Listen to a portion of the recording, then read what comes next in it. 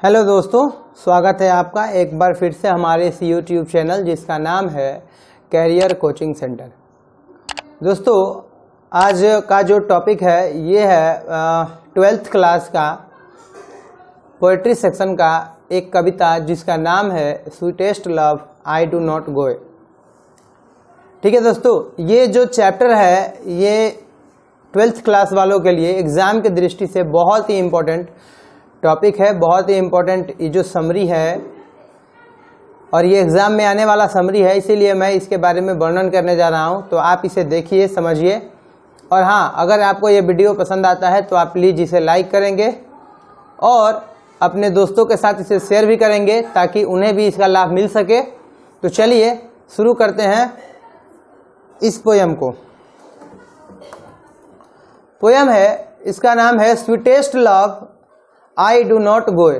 Sweetest love I do not go ये John Donne के द्वारा लिखा गया है।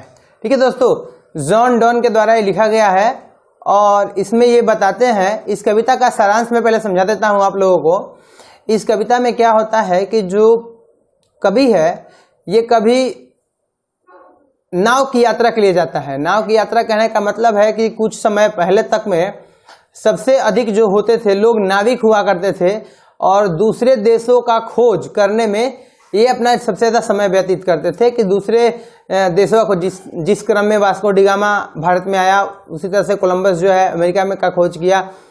तो इसी क्रम में लोग जो है नाविक जो है यात्रा करते थे। तो उसी प्रकार से कवि को भी यात्रा करने के लिए जाना था, लेकिन वो क्या है कि जॉन डॉन जो है अपनी प्रेमिका से जो विवाह किए थे, हालांकि इसके बारे में मैंने वर्णन किया हुआ है sweetest love I do not go का। मैंने किताब का जब समरी बताया तो उसमें सारी बातें बताई हुई है कि वो किससे विवाह करते हैं और कैसे कैसे विवाह होता है। तो इन्हें अंत में ठीक है क्या होता है, तो ये सारी बातें मैंने बताई है, बस मैं इसमें समरी समझा रहा हूँ आप लोगों को। ठीक है, तो कह रहा है कि sweetest love I do not go is a love poem composed bye John Donne.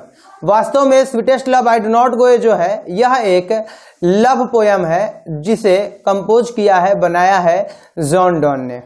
क्या कहते हैं, in this poem the poet describes about true meaning of love. इस कविता में कवि ने प्यार का सच्चा अर्थ, प्यार का क्या मतलब होता है, प्यार का सच्चा अर्थ को समझाया है कि प्यार कहते किसे हैं। ठीक है, आगे बताते हैं, in this poem when the poet had to go away, in this poem when the poet had to go away from his beloved, then he says that his intention is not to hurt her nor he feels any boring, that is why he is going away from his beloved। ठीक है, कह रहा है, आगे बताते हैं, कहते हैं इस कविता में कवि जो है ये कहना चाहते हैं कि उन्हें दूर तो जाना है अपने बिलभट से, यानी अपनी प्रेमिका से उन्हें दूर तो जाना है, लेकिन वो कहते हैं कि उनका ये बिल्कुल भी इंटेंशन नहीं है, यानी इरादा नहीं है, उनका बिल्कुल भी इरादा नहीं है कि वो अपनी प्रेमिका को हर्ट करे या हर्ट है, वो अपनी प्रेमिका से हर्ट है, दुखी है, इसलिए वो अपनी प्रेमिका को छोड़कर जा रहा है। Nor he feels any boring, और ऐसा भी नहीं है कि इतने साल विवाह के इतने साल हो जाने की वजह से वो अपनी प्रेमिका से उब चुके हैं, बोर हो चुके हैं। ऐसा कोई इरादा नहीं है उनका, ऐसा कोई इंटेंशन नहीं है कि वो उनके द्वारा, यानी वो अपनी प्रेमिका से दुखी हैं और या फिर वो अपनी प्रेमिका से बोर हो चुके हैं, इसलिए वो उनको छोड़कर जा रहे हैं।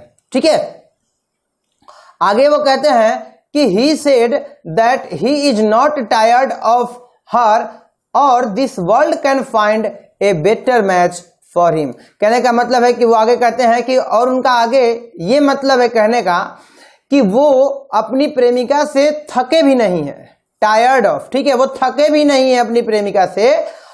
और वो आगे कहते हैं कि ऐसा भी नहीं है कि ये जो संसार है वो आपसे बेहतर हमें दे सकता है कोई। मतलब कहने का ये हुआ कि वो कहते हैं अपनी प्रेमिका को सांत्वना देते हैं, बताते हैं कि भाई देखो, मुझे तो एक यात्रा पर जाना ही है, मुझे तो इस समुद्री यात्रा पर जाना ही जाना है, लेकिन तुम ऐसा बिल्कुल भी मत सोचो कि मेरा इरादा जो है तुमको हर्ट करने का है, या मेरा इरादा जो है कि तुमसे मैं बोर हो चुका हूं इसीलिए मैं तुम्हें छोड़कर जा रहा हूं, मैं तुमसे थक चुका हूं, या फिर मैं इसलिए जा रहा हूं कि ये संसार तुमसे अच्छी प्रेमिका, तुमसे अच्छी पत्नी मुझे दे सकता है। ऐसा बिल्कुल भी मत सोचना कि ऐसी जो है ऐसी प्रेमिका कोई मुझे और दे सकता है, संसार में और भी प्रेमिका है।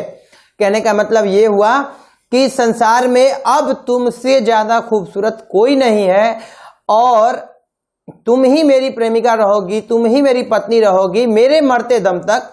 तुम ऐसा बिल्कुल भी मत सोचना कि मैं तुमसे थक करके, मैं तुमसे उब करके तुम्हें छोड़कर जा रहा हूं। ठीक है, आगे वो कहते हैं the poet wants to feel the pangs of death in his life during the separation from हर।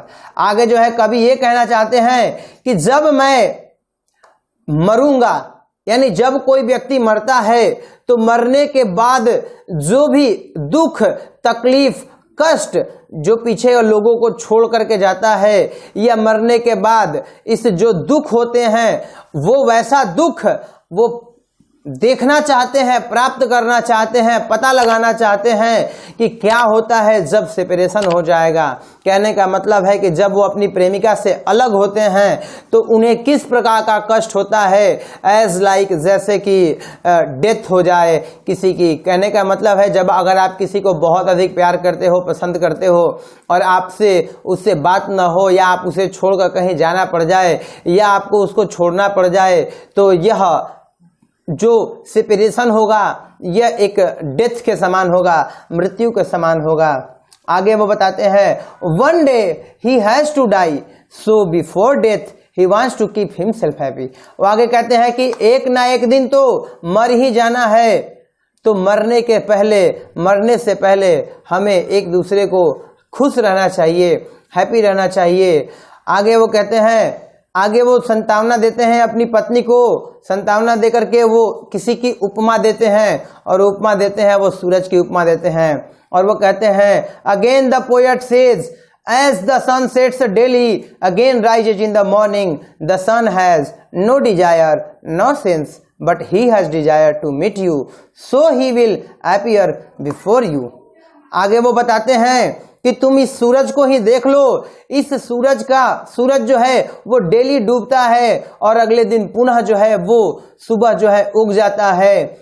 और इस सूरज के पास तो ना ही कोई डिजायर है, ना ही कोई इच्छा है, और ना ही कोई समझ है, और ना ही उसके पास कोई उसकी प्रेमिका है जिससे वो मिलने के लिए रोज सुबह निकल आता है। कहने का मतलब है वो सूरज की एक उपमा देकर के बताते हैं कि सूरज के पास कोई प्रेमिका नहीं है, उसके पास कोई इच्छा नहीं है, उसके पास कोई समझ नहीं है, जिसकी वजह से वो अगले दिन सुबह जो है उगता है। इसके बावजूद भी वो सुबह उगता ही है।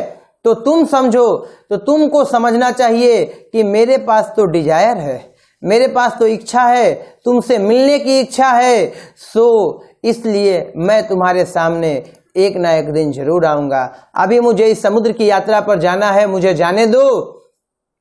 जब मेरी समुद्र की यात्रा खत्म हो जाएगी तो मैं एक ना एक दिन तुम्हारे सामने पक्का आऊंगा। ठीक है। ही फर्दर से आगे वो कहते हैं that if he dies he will present in his heart. और आगे कहते हैं कि अगर वो मर भी जाते हैं तो वो हमेशा उनकी हृदय में, उनके दिलों में जो है उपस्थित रहेंगे।